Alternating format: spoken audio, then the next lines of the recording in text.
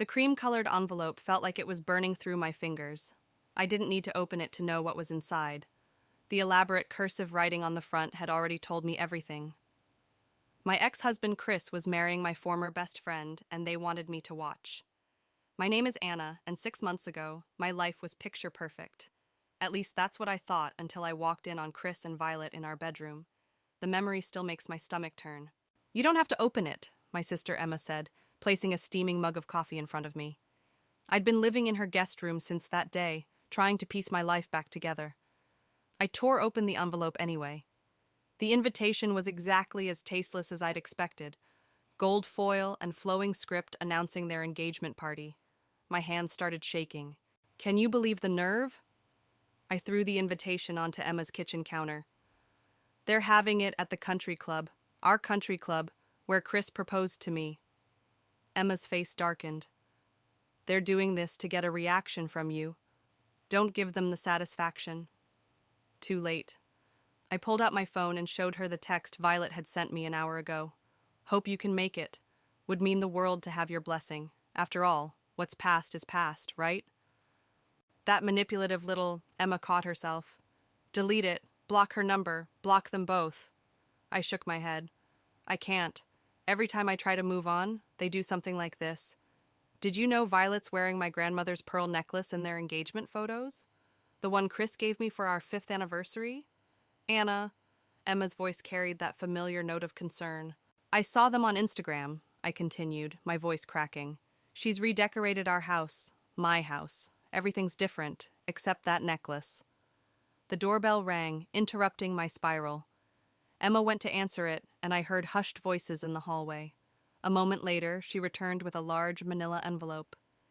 "This just came for you, courier service." Inside was a stack of papers, divorce papers. Chris wanted me to sign away everything we'd built together over the past decade. The sticky note on top read, "Let's make this easy." See, easy? I laughed, but it came out more like a sob. He wants me to just disappear, like I never existed. Emma pulled me into a hug. "You're stronger than this, Anna. You're stronger than them." "Am I?" I pulled away, wiping my eyes. "Because right now, I feel pretty damn weak. Remember what Dad always said? The best revenge is living well." I picked up the invitation again, running my finger over the embossed letters. Maybe, or maybe the best revenge is making them realize exactly what they've done. "Anna," Emma's warning tone was back. "I'm going to RSVP, yes," I announced, reaching for my phone. "Tell Violet I'd be delighted to attend." "You can't be serious." "Oh, I am." Something had shifted inside me. The hurt was still there, but now it was crystallizing into something harder, sharper. "They want my blessing? Fine. I'll give them a night they'll never forget." Emma grabbed my wrist before I could type the message. "Think about what you're doing. Revenge won't make you feel better." Nothing could make me feel worse. I met her eyes. "They took everything from me, Emma. My marriage, my best friend, my home, even my grandmother's pearls. And now they want me to smile and pretend it's all okay. So don't go. Stay here with me. We'll order takeout, watch terrible movies." "No." I stood up, suddenly energized. "I'm done hiding in your guest room. I'm done crying. I'm done being the victim in their love story." I picked up my phone and typed out a response to Violet. "Wouldn't miss it for the world."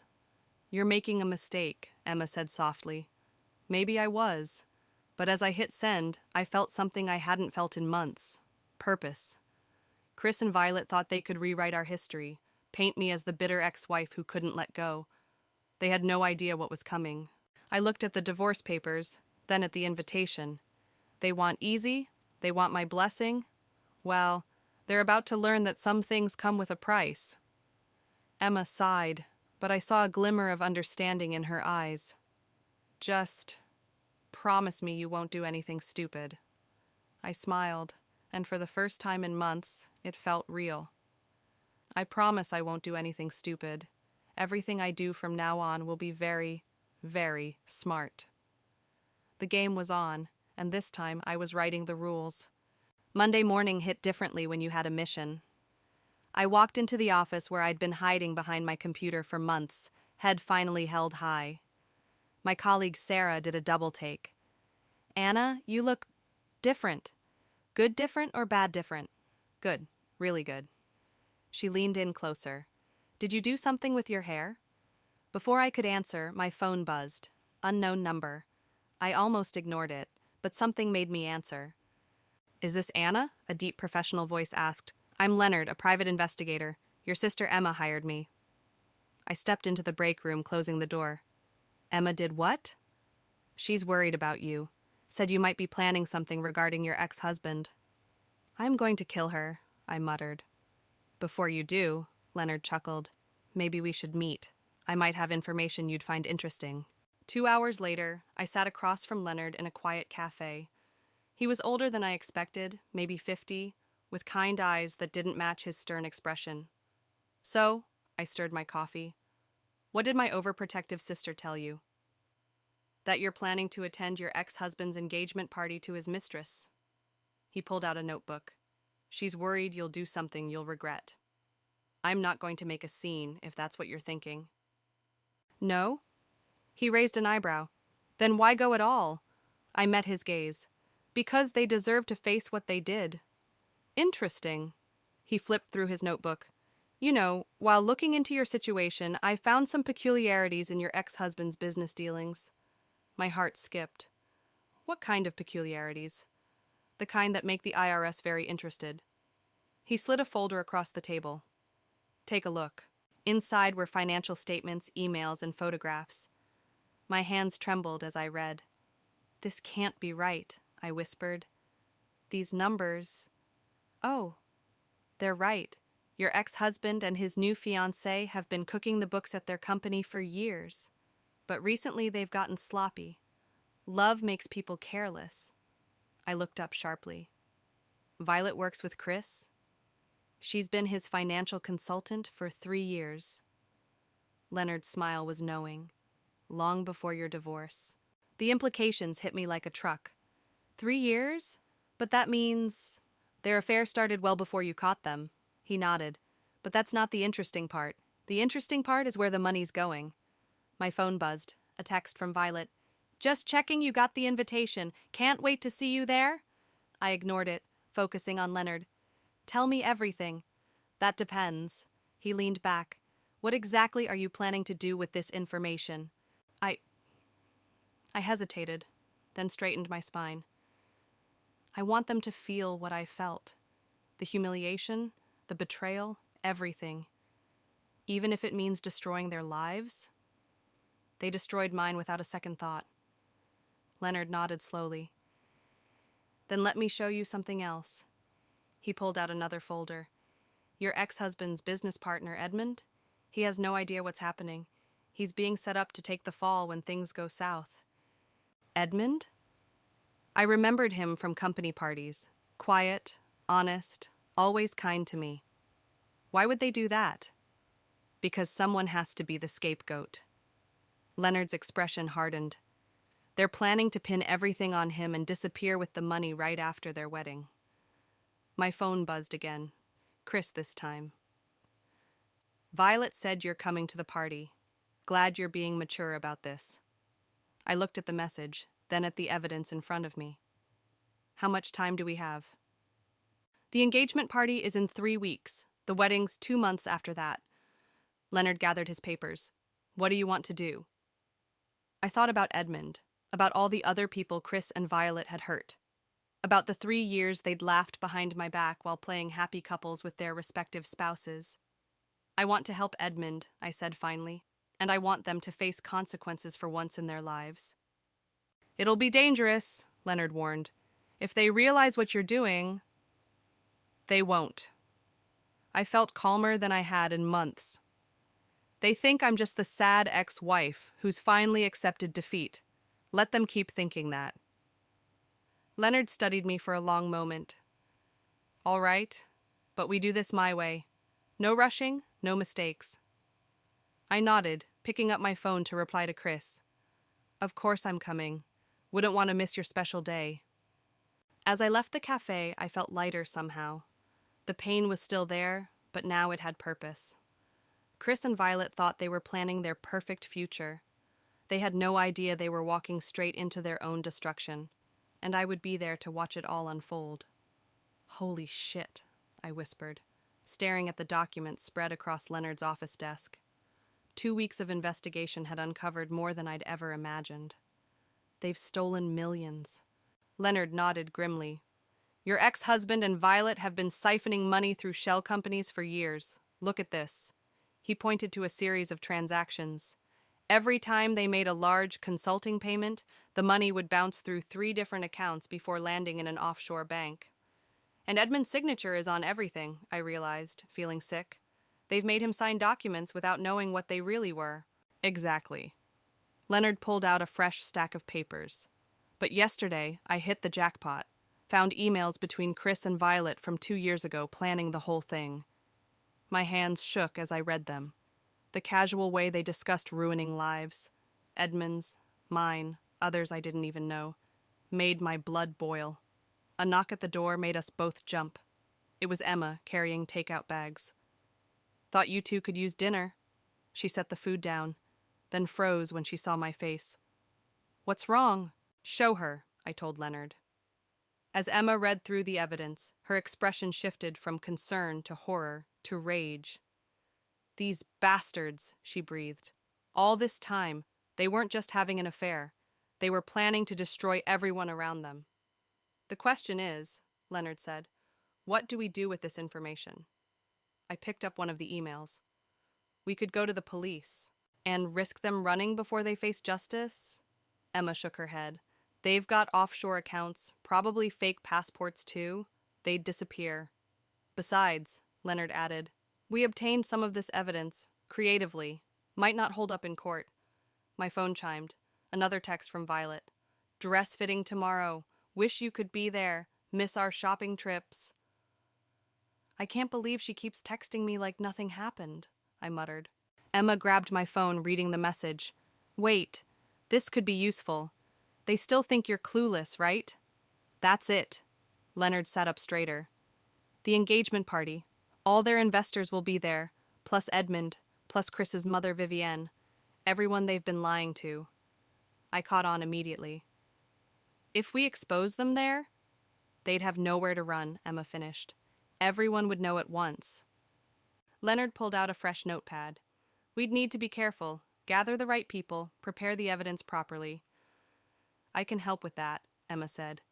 I know most of their social circle. I can make sure the right people attend. My phone chimed again. This time it was Edmund.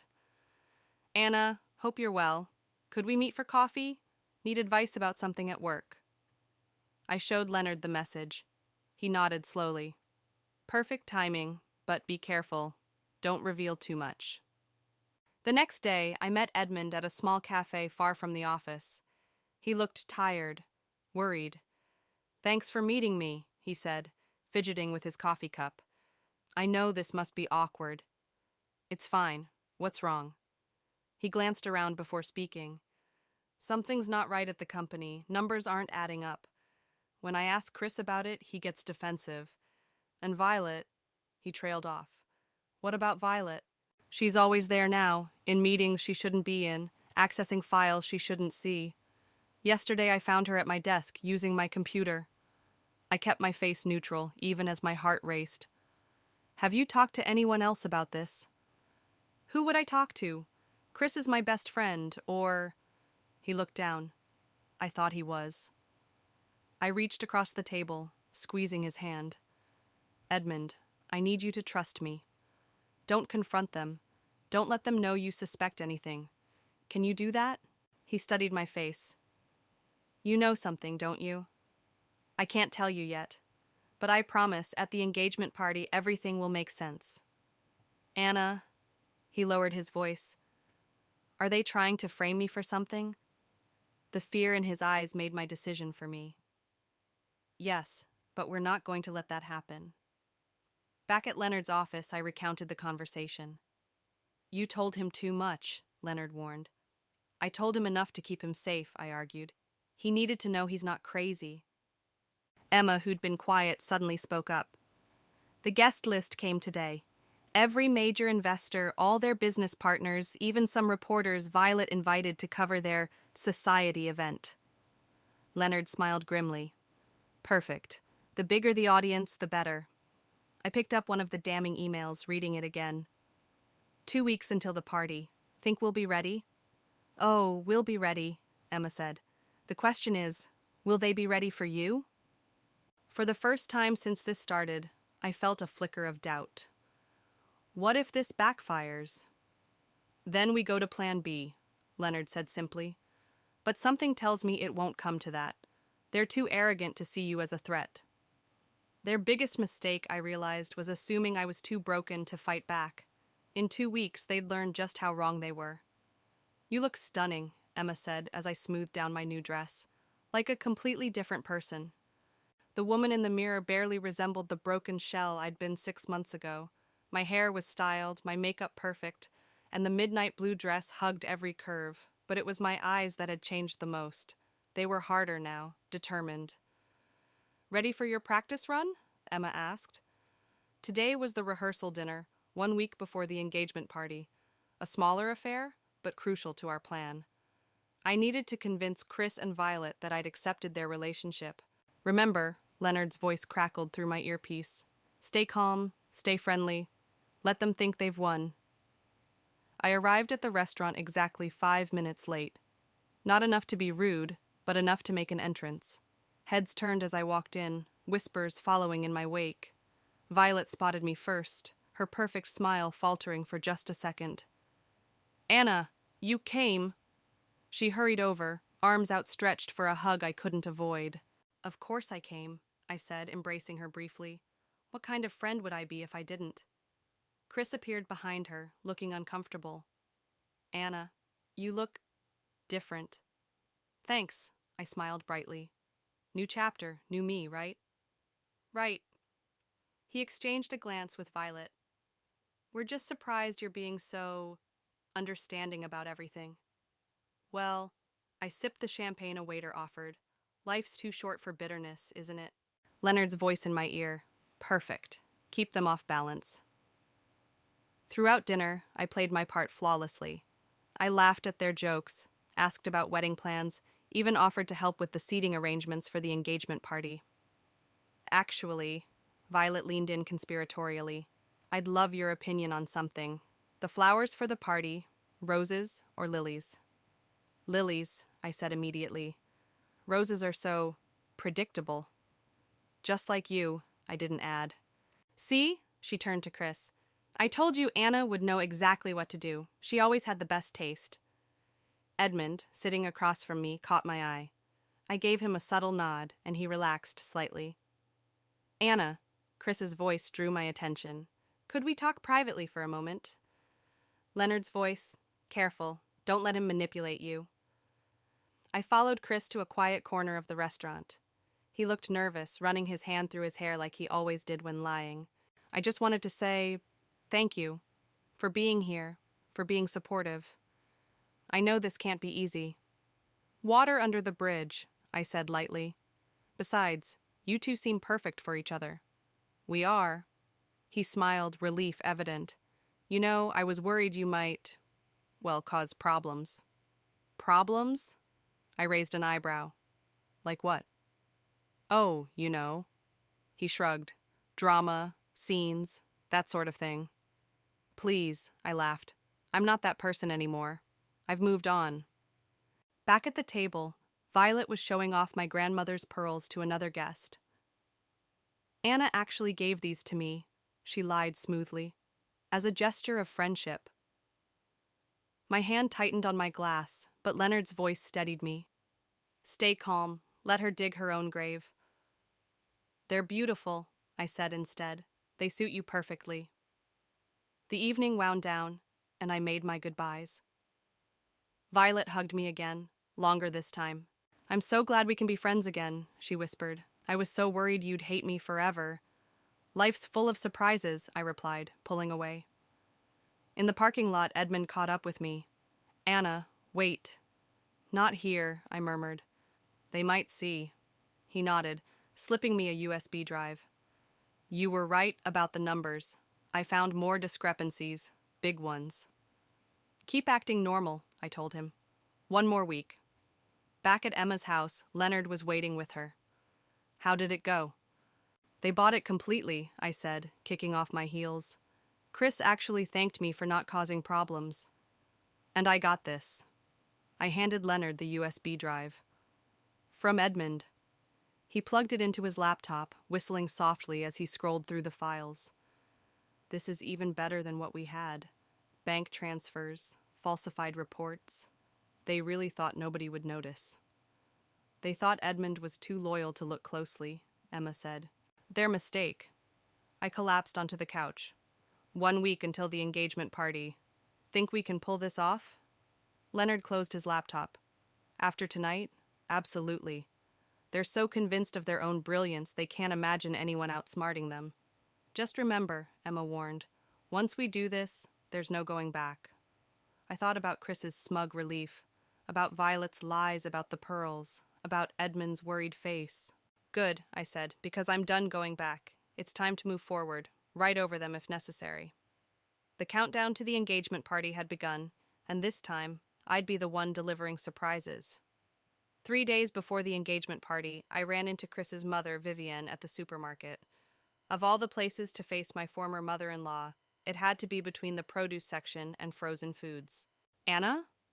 Her perfectly manicured hand clutched her shopping cart. My goodness, you look different. Hello, Vivienne. I forced a smile. How are you? Oh, managing. She gave me that familiar, disapproving once-over. I must say, I'm surprised you're attending the party. Very mature of you. Well, your son and I shared 10 years of our lives. The least I can do is wish him well. She moved closer, lowering her voice. You know, dear, I never understood what went wrong between you two. Chris was such a devoted husband. Leonard's voice crackled in my ear. Stay calm. Don't give anything away. Sometimes people just grow apart, I said diplomatically. She adjusted her designer scarf. I suppose, though I always thought you could have tried harder. Career women often struggle with maintaining a proper home life. My grip tightened on my shopping basket. Actually, Vivienne, Mother? Chris's voice cut through the tension. Of course he was here too. The universe had a sick sense of humor. Christopher! Vivienne brightened immediately. Look who I found! Chris approached cautiously, Violet trailing behind him. She was wearing my grandmother's pearls again. Anna, he nodded. Doing some shopping? No, I just came to admire the fluorescent lighting, I deadpanned. Violet laughed too loudly. We were just discussing the engagement party, Vivienne said. Anna's being very gracious about attending. Yes, she is. Chris gave me a warning look. Very gracious. My phone buzzed. A text from Leonard. Edmund just called. Emergency at the office. Get there now. Well, this has been lovely, I said, but I need to run. Work emergency. Always working, Vivienne sighed. Some things never change. I left my basket and hurried to the office. Edmund was pacing outside, looking pale. What's wrong? They're destroying evidence, he whispered. I came back to get some files and found Violet shredding documents.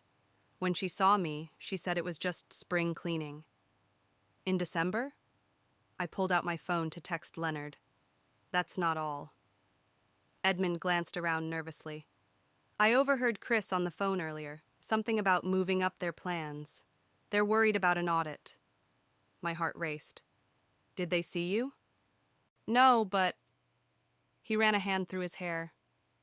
Anna, I think they're planning to pin everything on me sooner than we thought. Maybe even at the engagement party. They won't get the chance, I assured him. Trust me. Back at Emma's house, Leonard was already formulating a new plan. This changes things, he said, spreading out documents. They're getting nervous. We need to move faster. But the party will still happen, he interrupted. But we need insurance. Emma, call these numbers. He handed her a list. Make sure every major investor shows up. And Anna, you need to meet with this person. He slid a business card across the table. Who's this? Financial crimes investigator. She's been watching Chris's company for months. She just needs proof, which we now have. My phone buzzed again. Violet. Can you come dress shopping tomorrow? Need your opinion? Perfect, Leonard said, reading over my shoulder. Keep her distracted. Emma and I will handle the rest. The next day, I found myself in a high-end boutique, watching Violet try on dresses that cost more than my car. You've been so amazing through all this, she gushed, twirling in white silk. I was so worried you'd hate me. Water under the bridge, I repeated my new mantra. You know, she hesitated, I never meant to hurt you. These things just happen. I thought about the emails I'd read, planning their affair years ago, about Edmund's worried face, about the millions they'd stolen. Of course, I smiled. Sometimes you can't help who you fall in love with. Exactly, she beamed, adjusting my grandmother's pearls. I'm so glad you understand. You know, these pearls, they really were meant for me, don't you think? Leonard's voice in my ear. 2 more days, let her talk. They look perfect on you, I lied, just like everything else. She preened, completely missing my sarcasm. The engagement party is going to be amazing. I have so many surprises planned. I'm sure you do, I murmured. So do I. Later, reviewing security footage Leonard had obtained, I watched Violet shredding documents, laughing with Chris about their clever plan. They thought they were so smart, so untouchable. Ready for this? Emma asked, bringing me coffee. I thought about Vivienne's condescension, Violet's fake friendship, Chris's smug warnings. More than ready, I said. Let them have their perfect party. They have no idea what's coming. 2 days, just 2 more days until everything changed. The morning of the engagement party dawned bright and cold. I sat in Leonard's office, watching him make final preparations. Everything's in place, he said, checking his phone. The investors are confirmed, the evidence is ready, and the financial crimes unit is on standby. Emma burst through the door, face flushed. We have a problem. Chris just called Edmund into an emergency meeting. My stomach dropped. Now? Apparently there are irregularities they need to discuss. She made air quotes. They're trying to set him up today before the party. Leonard was already dialing. Edmund? Don't sign anything. Stall them. Through the speakerphone, Edmund's voice shook. They have documents. They're saying I authorized transfers I never knew about. Listen to me, I cut in. Tell them you need your lawyer to review everything first. Buy us time. They're not taking no for an answer, Anna. Chris is different. Scary almost. A text from Violet lit up my phone. Where are you? Need help with party preparations? I have an idea, I said. Edmund, tell them you'll sign after the party. Say you don't want to ruin their special day with paperwork. That might work. And Edmund, Leonard added, record everything. Your phone, your laptop, whatever you can. The next few hours were chaos. While Emma coordinated with the financial crimes unit, I met Violet at the country club, playing the supportive friend one last time. Everything has to be perfect, she fussed, adjusting flower arrangements. Chris's mother is bringing the family photographer. Speaking of Chris, I kept my voice casual. How's that meeting with Edmund going? She froze for a split second. What meeting? Oh, Edmund mentioned something about paperwork? Business stuff? Right, that. She recovered quickly. Just boring financial things. You know how it is. My phone buzzed. Edmund. They backed off. Party's still on. But Anna, they're planning something. Violet? I touched her arm. Can I ask you something? Of course! Her smile was pure sugar. My grandmother's pearls. Why did you really take them? Her smile slipped. I told you, Chris gave them to me. No, he didn't. You took them from my jewelry box the day I caught you together. Anna. Her voice hardened. Let's not do this now. Do what? I'm just asking about my grandmother's pearls. They look better on me anyway, she snapped, then immediately covered her mouth. Leonard's voice in my ear. Got it recorded, keep pushing. You know what else looks good on you? I stepped closer. All that stolen money. The color drained from her face. I don't know what you're talking about. Don't you? 3 years of embezzlement, fake consulting fees, offshore accounts? She grabbed my arm, nails digging in. Shut up, you don't know anything. Let go of me, I said loudly, making sure nearby staff turned to look. You're hurting me. She released me instantly, plastering on a fake smile. Just a little pre-party stress. Everything's fine. My phone buzzed again. Chris this time. We need to talk. Now. I found him in his old office at the club, the one where he'd proposed to me years ago. Edmund was there too, looking terrified. Shut the door, Chris ordered. No, I don't think I will. I smiled. Edmund, why don't you go help with the party preparations? He stays, Chris growled. What exactly have you been telling him? The truth. Something you should try sometime. You think you're so clever. He stepped closer. You have no idea what you're dealing with. Actually, I pulled out my phone. I do. 3 years of financial records, emails planning your affair, evidence of fraud. Should I go on? His face contorted. You're bluffing. Am I? Ask Violet about our little chat just now. She's not as good at lying as you are. You wouldn't dare expose this, he hissed. You'd destroy everything. That's the point. Edmund spoke up suddenly. The guests are arriving. Chris straightened his tie, trying to regain composure. This isn't over. No, I agreed. It's just beginning. As he stormed out, Edmund grabbed my hand. Anna, I'm scared. Don't be. In 2 hours, this will all be over. My phone lit up one last time. Emma. Financial Crimes Unit in position. Investors all here. Ready when you are. I looked at my reflection in the office window, adjusting my dress. The woman staring back wasn't scared anymore. She was ready for war. Show time, I whispered, heading toward the party. Behind me, I could hear the murmur of arriving guests, the clink of champagne glasses, and the sound of Chris and Violet's perfect world about to shatter. The country club ballroom sparkled with champagne glasses and fake smiles. Violin music floated through the air as Chris and Violet worked the room, playing the perfect couple. My grandmother's pearls gleamed at Violet's throat. They're all here, Emma whispered, appearing at my elbow. Every major investor, 3 board members, and even that reporter from the Financial Times. Leonard's voice crackled in my earpiece. Financial Crimes Unit is in position. Wait for my signal. Vivienne cornered me by the champagne fountain. Anna, dear, you're looking determined. Just excited to celebrate, I replied, watching Chris laugh with a group of investors. You know, she lowered her voice, I always thought you were the problem in the marriage. Too career-focused, not traditional enough. But now I wonder... Before she could finish, Violet clinked her glass for attention. Everyone, we're so thrilled you're all here to celebrate our love story. I caught Edmund's eye across the room. He gave me a slight nod. Everything was ready.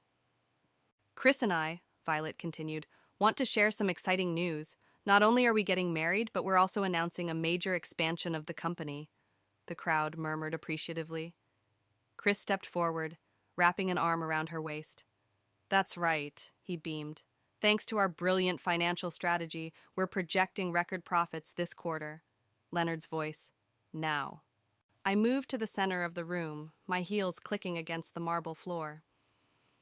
Actually, I'd like to make an announcement, too. The room fell silent. Chris's face darkened. Anna, he warned. Don't. What's wrong, Chris? Afraid of what I might say? I turned to face the crowd. Did you know that while Chris and Violet were planning their perfect wedding, they were also planning to steal millions from their investors? Gasps rippled through the room. Violet stepped forward, laughing nervously. She's just bitter about the divorce, everyone. Pay no attention. Really? I pulled out my phone.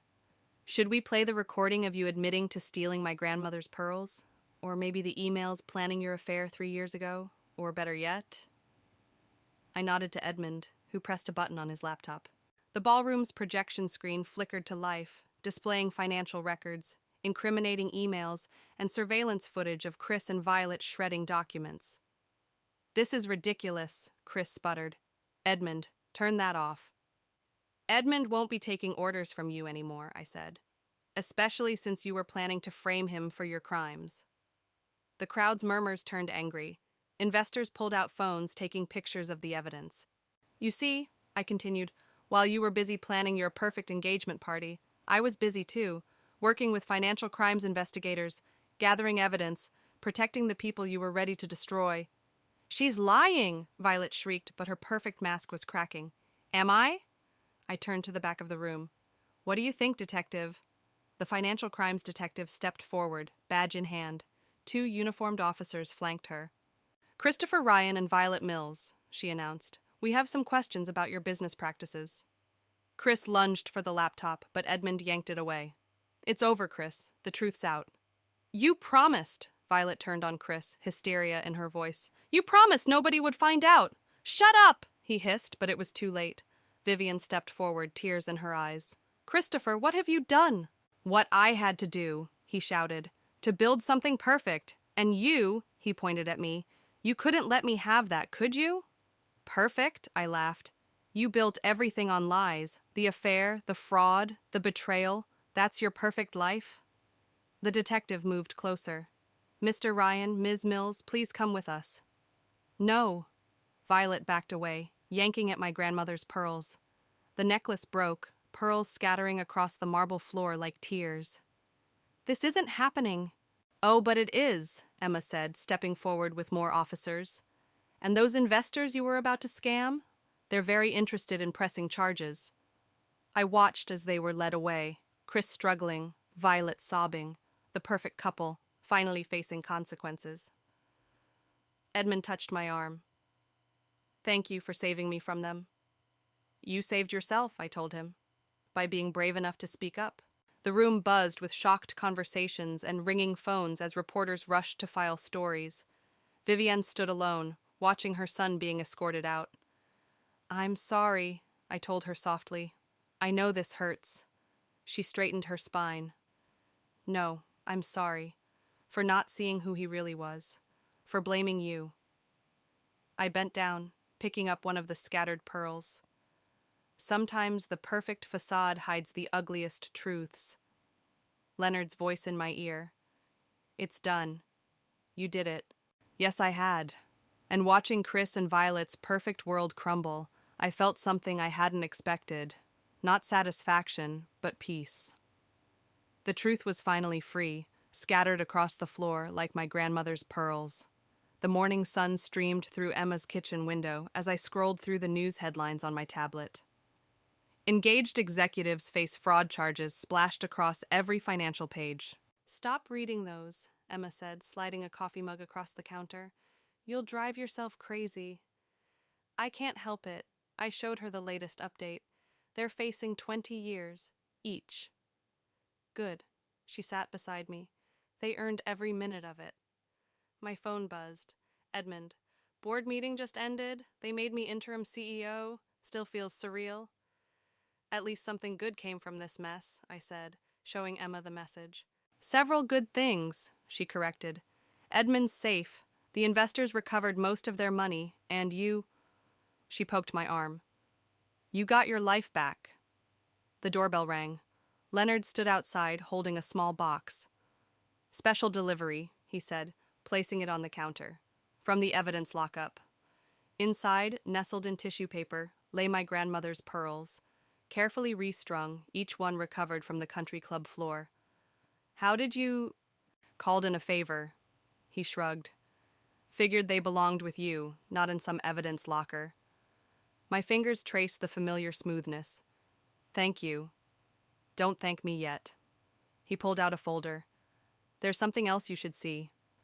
Inside were photos of Chris and Violet being led into court, looking nothing like the polished couple they'd once been.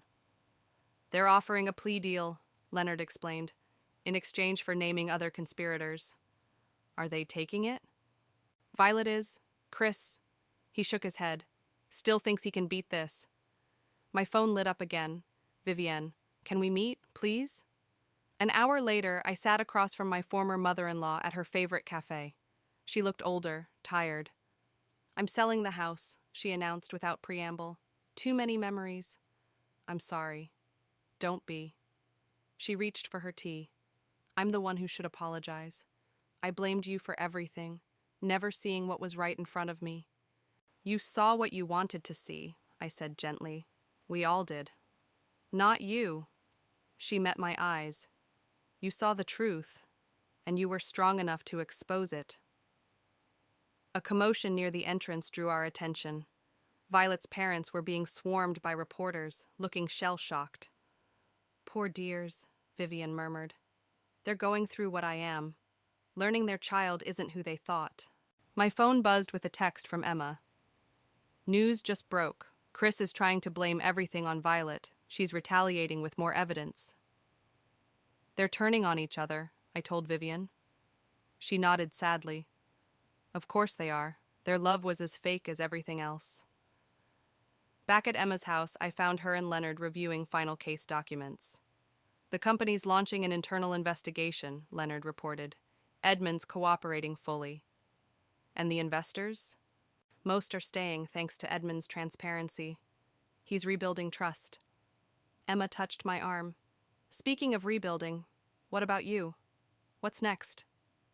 I looked at the pearls, now restored to their former beauty. I don't know. For so long, everything was about them. The betrayal, the revenge, the exposure. Now you're free, she finished. Free to what? Go back to my old life? No, Leonard said firmly. Free to build a better one. My phone chimed. Edmund again. Board wants to know if you'll consider coming back. As head of compliance, we could use someone with your attention to detail. I showed them the message. Well? Emma raised an eyebrow. Will you? I thought about Chris and Violet, facing justice in their separate cells, about Edmund, rebuilding the company with honesty, about Vivian, finding strength in truth. Yes, I decided, but on my terms this time. Of course, on your terms, Leonard smiled. You've earned that right. I picked up the pearls, fastening them around my neck where they belonged. In their reflection, I saw not the broken woman from 6 months ago, but someone stronger, wiser. You know what the best revenge really is? I asked. Living well? Emma suggested. No. I smiled. It's living truthfully, something they never understood. Outside, the sun was setting on another day. But for me, it felt like dawn. Not an ending, but a beginning. One built on truth, strength, and the knowledge that sometimes justice comes in unexpected ways. I touched the pearls one last time, feeling their familiar weight. They weren't just jewelry anymore, but a reminder. Some things, like truth and dignity, may scatter, but can always be restored, one piece at a time. And sometimes, the restoration makes them stronger than ever.